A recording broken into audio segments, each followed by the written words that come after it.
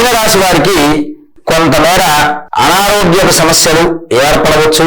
కొంత ఆరోగ్యకరంగా ఉన్నట్టుండి కానీ అనారోగ్య సమస్యలతో సతమతం అవుతూ ఉంటారు. పైకి చూడడానికి ఆరోగ్యంగా ఉన్నట్టుంటారు కానీ అనారోగ్య సమస్యలతో కాస్త సతమతం అవుతుంటారు.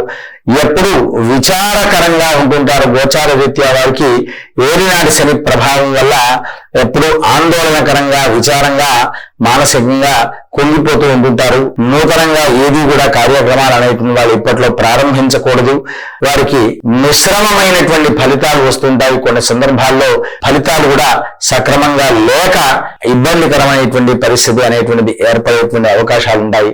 కనుక వారు నిత్యము శివాష్టోత్తర శతనామము కానీ శివాభిషేకానికి వెళ్లి దర్శనం చేసుకోవడం, తీర్థ ప్రసాదాలు స్వీకరించడం వల్ల వారు అనుకున్నటువంటి కార్యాలు పూర్తి చేయడానికి సాయశక్తులుగా ప్రయత్నాలు అనేటువంటివి ముమ్మరం చేస్తూ ఉంటుంటారు.